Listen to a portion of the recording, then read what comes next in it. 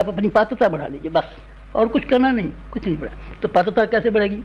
पात्रता बढ़ाने के लिए कोई बर्तन नहीं खरीदने पड़ेंगे आप, या आपको स्टेनलेस स्टील के बर्तन खरीदने हैं कि पीतल के बर्तन खरीदने हैं। आपको स्वयं का अपना व्यक्तित्व ऐसा बनाना पड़ेगा इसमें कि आप स्वयं के लिए कम और दूसरों के लिए ज़्यादा निकालें, के लिए दूसरों के लिए विशेष कीजिए।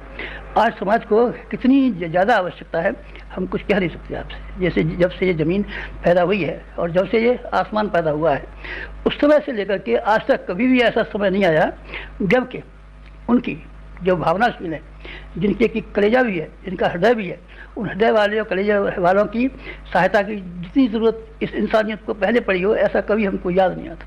आज की समस्याएं बहुत उलझी हुई समस्या है, और उन उलझी हुई समस्याओं को हल करने के लिए केवल पात्रों की जरूरत है। आप अपनी पात्रता बढ़ा लीजिए।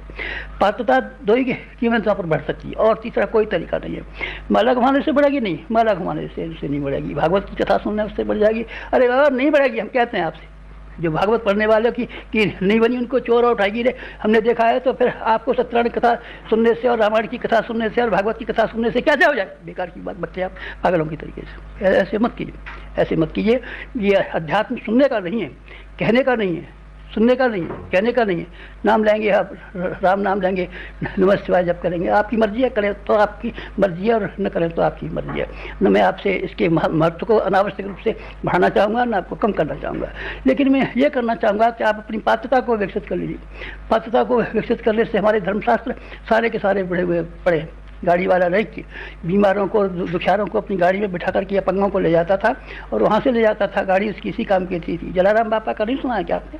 वो मेहनत करते थे और मशक्कत करते थे, लेकिन जो कमाई उनके पास आती थी उसको सबको बांट देते थे, खाते नहीं थे। इसी तरीके से आप खाने में की बात का कम कीजिए। औसत भारतीय के हिसाब से ये देखिए कि जिस मुल्क में आप पैदा हुए हैं, जिस समाज में आप पैदा हुए हैं, जिस देश में आप पैदा हुए हैं, बस उसी स्तर का अपना खर्च रखिए। खर्चे को आप बढ़ाएंगे नहीं तो फिर आपके पास बहुत सारा साधन इकट्ठा हो जाएगा, जिससे कि आप भगवान के लिए दे पाएँ, बीज बो पाएँ। और बीज बो पा करके बोने के बाद में रिद्धि और सिद्धियों के जखीरे अपने लिए जमा कर पाएँ। यह संभव तब होगा जबकि आप कुछ अपने आप से बचाना शुरू करें। लोभ से आप अपने आप को बचाना शुरू करें। लालच आपके पैर से लेकर के सिर तक डूब गया है। सारी ज़िंदगी भर कमाया, लेकिन कमाने का सिर्फ वही तरीका, अपने खा लिया, शौक मौज के लिए खा लिया, बाल बच्चों के लिए जमा कर लिया, बस रिश्तेदारों के लिए दे दिया, साले साली को दे दिया, बस। इसके अलावा कुछ किया है क्या आपने? ना, इसके लिए नहीं किया। नहीं साहब, भगवान जी की कथा कहलवाई थी।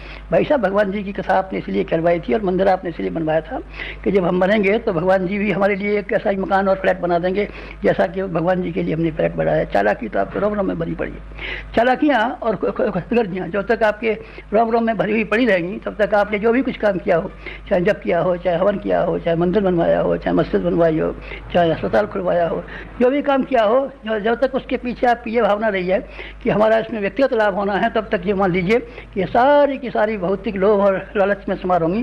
इसमें पूजा पाठ भी शुमार है, तीर्थ यात्रा भी शुमार है, ये भी शुमार है। तब आपको करना क्या है? तब आपको एक काम करना है, और उसी की आवश्यकता है। इंसान गिरा कैसे, समय की परिस्थितियाँ उल्टी कैसे हो गई, दुख कैसे हो गया, इसमें इस संसार में क्या कमी दिखाई पड़ती है आपको?